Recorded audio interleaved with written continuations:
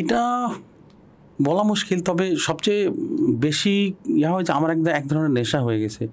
ওই যে লাস্ট যখন পরিবার সদস্যরা তাদের পরিবারের সদস্যদের খুঁজে পায়, যত বছর পরেই হোক না কেন, ওই মুহূর্তের যে মুহূর্তটা সেটা ইমোশনাল এতটাই হয় যে ওইটা দেখার একটা আকাঙ্ক্ষা বা নেশা আমার হয়ে গেছে।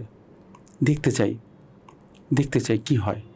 এবং এই যে যখন ওদের পরিবারকে আমি যুক্ত করে দিই, এই যে লাস্ট একটা ঘটনা ঘটলো সেটা হচ্ছে গত বছর এপ্রিল মাসে অভিষেক নামে একটা ছেলেকে আমি পাঠালাম, না সরি অভিষেক তো না, ওর নাম হচ্ছে, নামটা ভুলে গেলাম, বিহারের রানীগঞ্জের।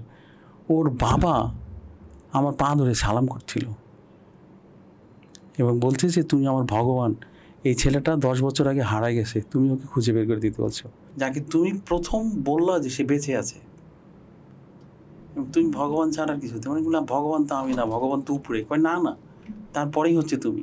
কিভাবে বলছিল কথাটা? হিন্দিতে, ভাই তু মেরা ভগবান হ্যাঁ भैया। हमने भाई भैया भगवान तो मैं नहीं, भगवान तो ऊपर वाला है। नहीं नहीं तुम ही हो, क्योंकि तुम ही मेरे लड़का का खोज दिया। আমি ঠিক আছে, পরে তার হাতে তুলে দিলাম এবং বেশ কান্নাকাটি হয়েছে ওই সময়টা। ওই ছেলেটা কিভাবে হারিয়েছিল? এই ছেলেটা মাথায় সমস্যা সবারই, মানে আমি কেন জানি না, প্রত্যেকেই মানসিক কোনো না কোনোভাবে মানসিক ভারসাম্যহীন অবস্থায় পাওয়া যায়। এবং ওই যখন ওই অবস্থায় পায় তখন তারা যে ঠিকানাটা লিখে, ঠিকানাটা লিখতে গিয়ে ভুল হওয়ার একটাই কারণ হচ্ছে ভাষার সমস্যা, ল্যাঙ্গুয়েজ ব্যারিয়ার। ওরা হয়তো হিন্দিতে একটা উচ্চারণ করে বলছে, আমি যে আমাদের পার্টি যারা থাকছেন তারা লেখার সময় একটা ভুলভাল লিখছে। একটা ছোট্ট উদাহরণ বলতে পারি, আসামের নগাঁও নামে একটা জেলা আছে, সেই জেলার একটা ছেলে, তার নাম হচ্ছে বাদল উড়ান, কিন্তু কাগজে লেখা আছে বাদল উড়ান, এই যে উড়াই দেওয়ার উড়ান। তারপরে লেখা আছে গ্রামের নাম নওগাঁ, মানে আমাদের যে নওগাঁ। তো যখন আমি কাগজটা হাতে এলো, আসামে এই ধরনের কোনো গ্রাম নাই, পাওয়া গেল কি নগাঁও মানে 9টা গাঁও, 9টা গ্রাম নিয়ে ওই গাঁওটা নগাঁও। তো এই যে এই ভুলগুলোর কারণে এদের সাজা শেষ হলো, বের হইতে পারে না।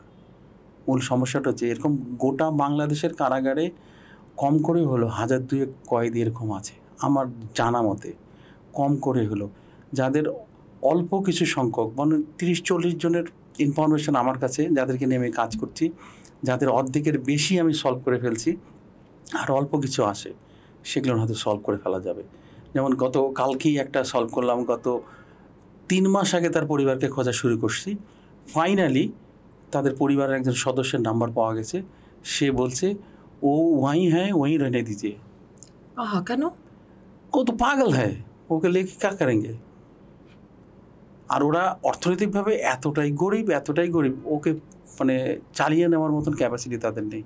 তারপরে যখন জোরাজোরি করলাম তখন আমাকে বললো যে ঠিক আছে তুমি আমার বড় ভাইয়ের সাথে কথা বলো। বড় ভাই কোথায়? সে মাইগ্রেশন হয়েছে শিলিগুড়িতে, সেখানে সে কাজ করে লেবার হিসাবে। তা তার সঙ্গে আজকে আমার যোগাযোগ করার কথা ছিল, আমার হয়নি, যেহেতু হোয়াটসঅ্যাপ নাম্বার পাইনি।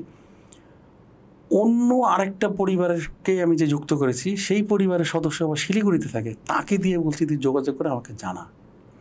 আমি অনেক সময় যে কাটা দিয়ে কাটা তোলার মতন আর কি, প্রায় সময় হয়, যেটা আমার ব্যারিয়ার, সবচেয়ে বড় ব্যারিয়ার, যে আমি যখন ফোন করি ওই দেশের কোনো পঞ্চায়েত প্রধানকে, প্রথম দিকে ফোন ধরতে চায় না বাংলাদেশের নাম্বার হলে, কারণ বাংলাদেশ সম্পর্কে তাদের একটা নেগেটিভ মাইন্ডসেট আছে।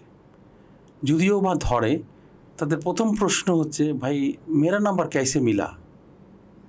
তখন বলি যে তোমার নাম্বার তো ওয়েবসাইট আছে, তোমার ছবি সব আছে, তখন একটু আশ্বস্ত হয়।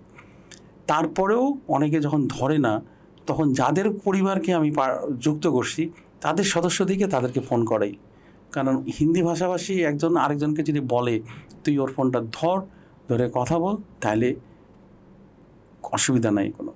তো সেইভাবে আমার প্রায় জায়গায় এটা করতে হয়, এবং যেটা গতকালকেও তাই করছি। আমি খুঁজে বের করলাম ওই একই পদ্ধতি, একই গুগল সার্চ, গ্রাম খুঁজে বের করা, থানা খুঁজে বের করা, গ্রামের পঞ্চায়েত প্রধানকে বের করা, পঞ্চায়েত প্রধানের সাথে কথা বলে তার কাছে ছবি পাঠানো, তথ্য পাঠানো, নাম ভুল থাকে, গ্রামের নাম ভুল থাকে,